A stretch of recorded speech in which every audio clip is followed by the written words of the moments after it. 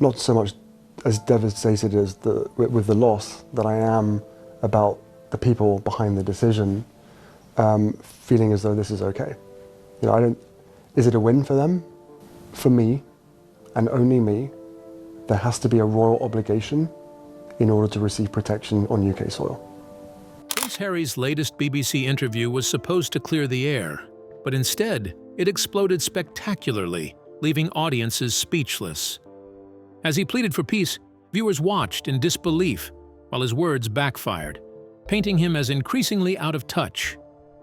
Each sentence deepened the divide rather than bridging it, creating a clash between Harry's narrative and public opinion that was impossible to ignore. What exactly did he say that turned so many supporters away? And why is this interview being called a PR disaster of royal proportions? Let's break it down. Harry's decline in popularity. Prince Harry's popularity has taken a nosedive after his latest BBC interview. The YouGov poll that came out soon after showed just how much public support has dropped. It's clear now, Harry isn't the beloved royal he once was. His latest complaints only made things worse, and the public is growing tired of hearing about his struggles. Once, Harry had the nation's sympathy. People saw him as the grieving son, the young prince who had been through so much. His mother's tragic death was still fresh in everyone's minds. His desire to break away from royal duties and protect his family felt genuine. His story was relatable, and many supported him.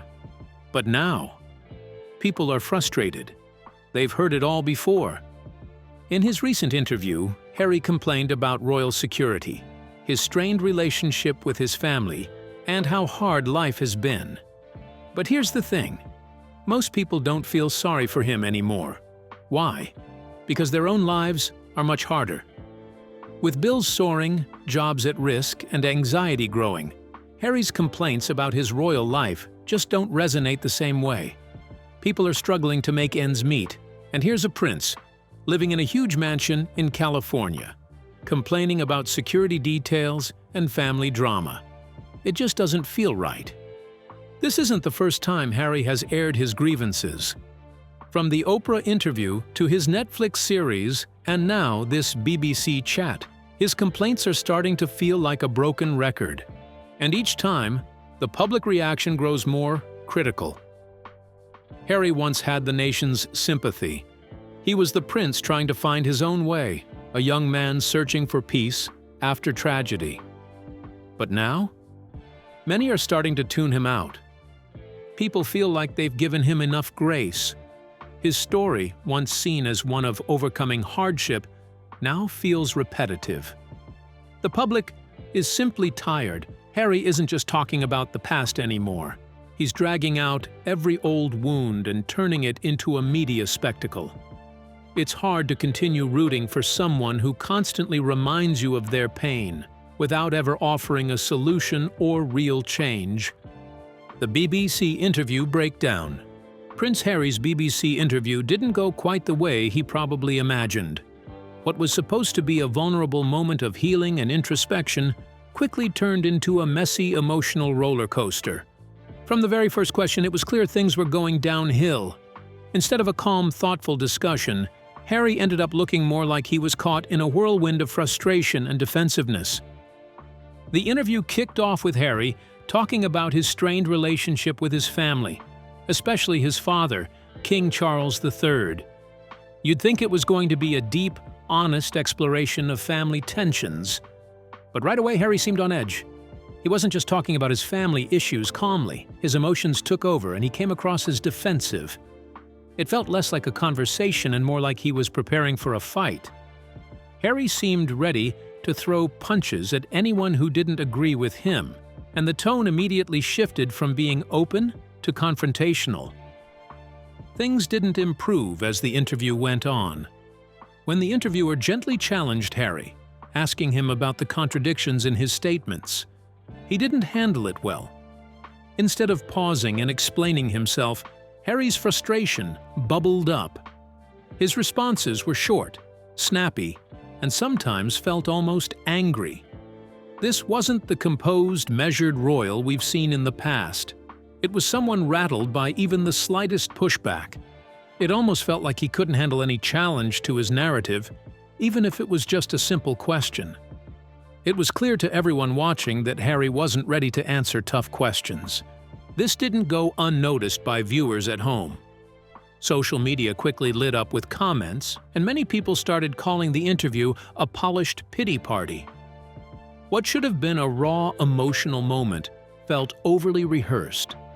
His tears, his complaints, they seemed almost too perfect, too scripted, like he was playing a role rather than genuinely expressing his feelings. Instead of feeling like an honest conversation, it felt like a performance meant to win sympathy rather than have real dialogue. People were quick to point out that it wasn't Harry's raw emotions that stood out, but the way it all seemed too rehearsed, too focused on pushing the same old narrative. But what really stood out was the contradiction in Harry's words. He kept saying that he wanted peace and healing with his family, but then he followed up with more criticism. How can you ask for reconciliation when you keep pointing fingers? It's hard to believe he wants peace when every interview and public statement seems to open up old wounds rather than offering solutions. The public quickly picked up on this. They saw a man asking for forgiveness, but not willing to let go of the pain he clearly still holds. How can you heal when you're still so focused on the past? By the end of the interview, there were more questions than answers. Was Harry genuinely looking to mend his relationship with his family? Or was this just another attempt to grab attention and keep the royal drama alive? It felt like we'd heard it all before, a tired, recycled story with no resolution. Harry complained, but instead of gaining more sympathy, it started to feel like people were tuning him out. His constant focus on the negatives of his life and his family was starting to feel repetitive. His grievances, though valid at times, were beginning to lose their emotional impact because it felt like he was stuck in a loop. Public fatigue and Harry's disconnect. The more Prince Harry speaks, the more it feels like he's drifting further away from the public's reality. Once seen as a relatable figure, Harry is now being labeled as out of touch with what most people are going through. His constant complaints about royal life and personal struggles are starting to wear thin, and the public is losing interest fast. While Harry complains about everything from his broken family relationships to the loss of his royal security, the world around him keeps changing. People are juggling rising bills, uncertain job futures, and a country that feels like it's falling apart. Harry, on the other hand, is lounging in a massive mansion in California, talking about his struggles with royal life. It's hard for anyone to relate to his issues when they seem so far removed from the day-to-day worries of average people. And it's not just his lifestyle that's frustrating people. It's the constant focus on his own complaints. While everyday people are worried about paying rent, feeding their families, and dealing with stress, Harry's focus remains on things like the royal family, security details, and his complicated past. To the public, these problems just don't seem important anymore, especially when Harry seems to have everything, except, apparently, peace of mind. What started as a relatable story, Harry stepping out of the royal spotlight to protect his family, has now turned into a broken record. He repeats the same grievances over and over in every interview, book, and documentary. His quest for reconciliation with his family has lost its luster because it feels like he's more interested in dragging them through the mud than actually finding peace. It's starting to feel like he's stuck in a loop, and people are noticing. This growing disconnect is making it harder for Harry to get the sympathy he once enjoyed. The more he talks about his royal struggles, the more people are tuning out. His desire for sympathy has turned into a cry for attention. The public once rallied behind him, but now it's hard to feel sorry for someone who keeps asking for help when they're living a life most could only dream of.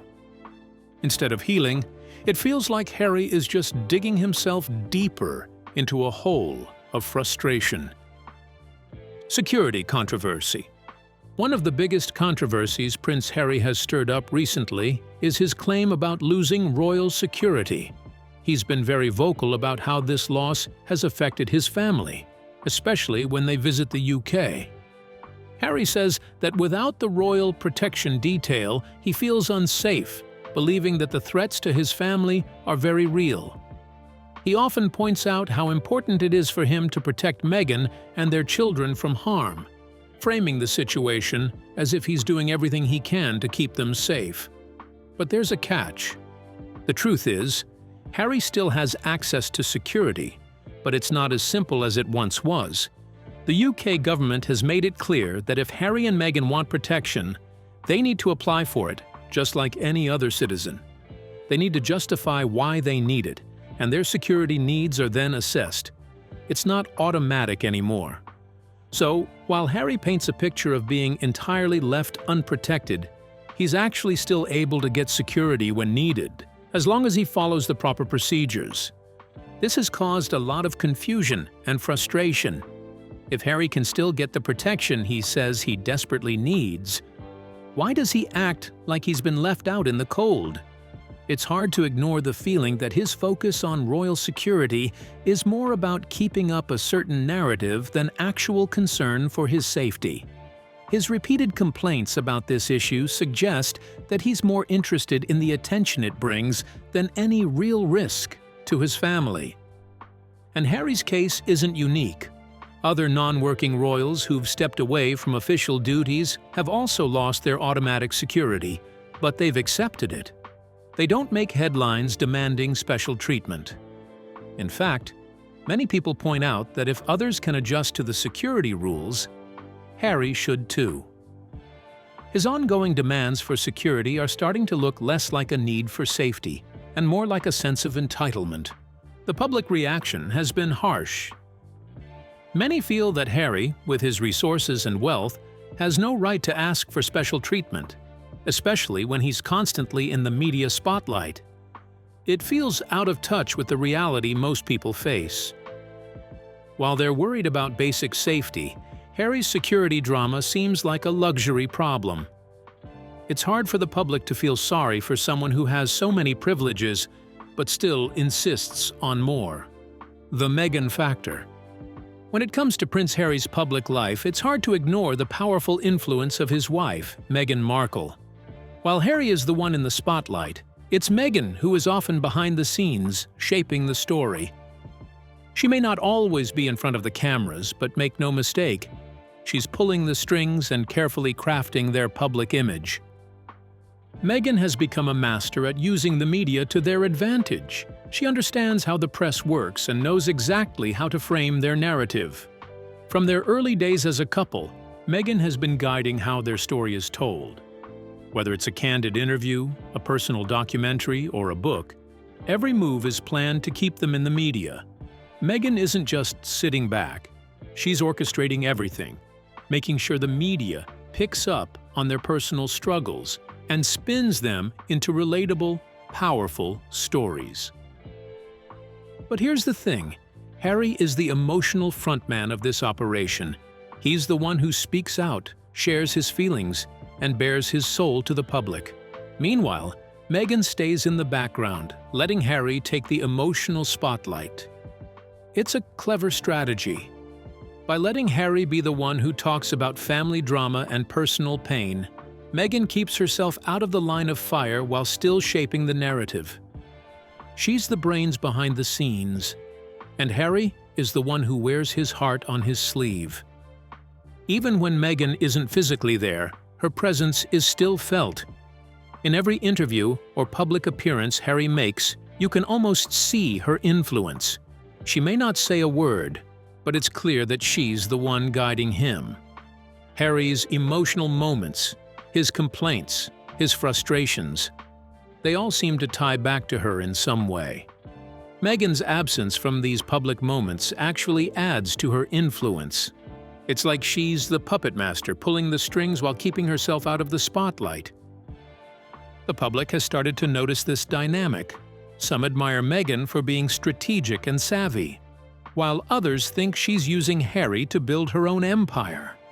Either way, it's clear that Meghan's influence on Harry's public journey is undeniable.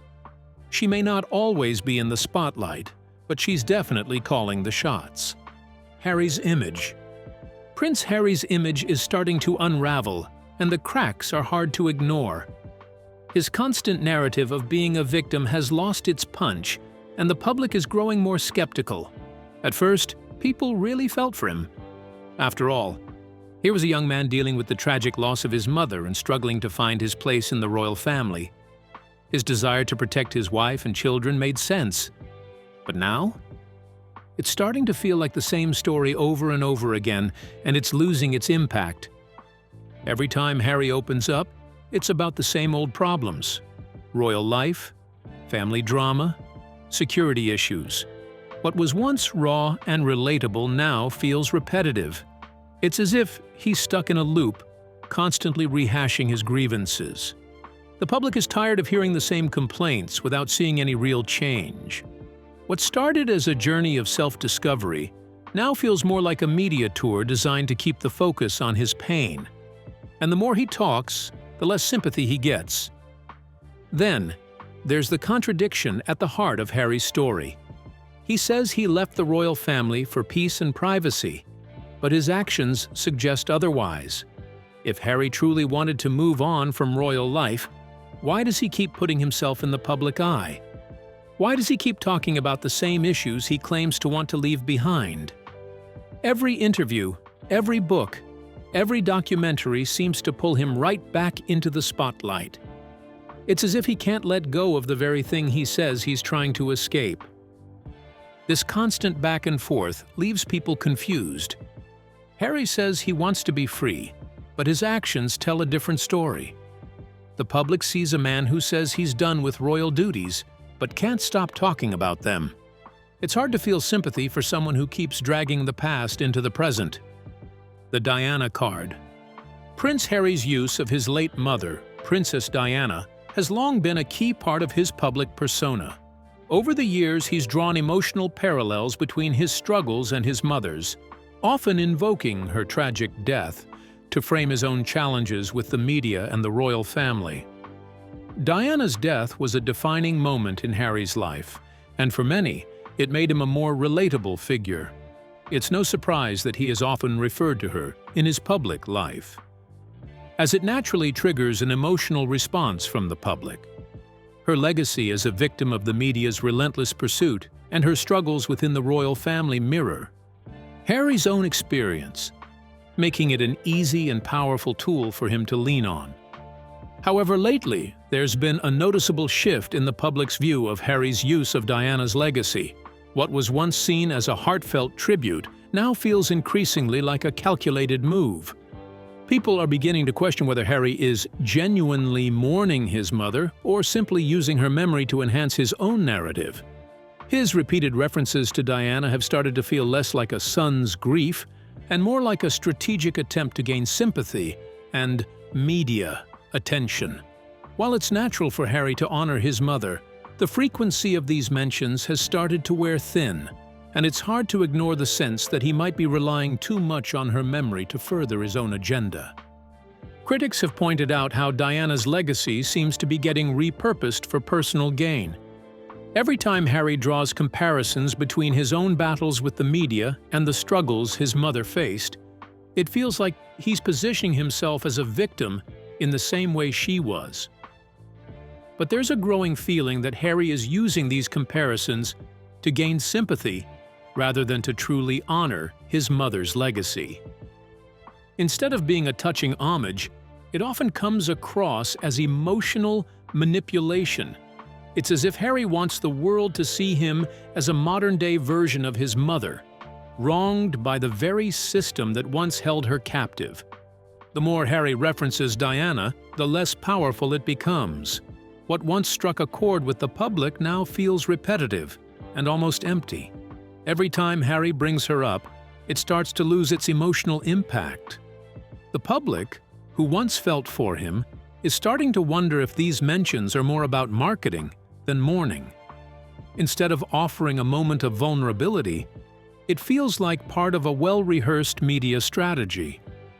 And that's when the Diana card stops working as it once did. Ultimately, the emotional punch of referencing Diana is fading, and people are beginning to feel that it might be time for Harry to move on from this narrative. It's clear he'll always carry his mother's memory with him, but using her legacy for personal gain isn't resonating with the public the way it once did. The escalation of Harry's contradictions. Prince Harry's message is starting to feel like a broken record, and it's leaving people frustrated. Time and time again, he calls for peace and reconciliation with his family, but then turns around and criticizes them in the same breath. He says he wants healing, yet he continues to air the royal family's dirty laundry. This contradiction is hard to ignore, and it's only getting worse as time goes on.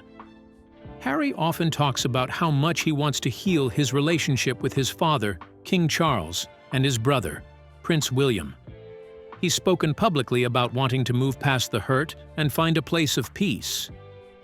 But then, in the very same interviews, he takes shots at them. He brings up old issues like his strained relationship with his father and how he feels betrayed by the royal family. It's a tough pill for the public to swallow. If Harry truly wants peace, why does he keep reopening the wounds?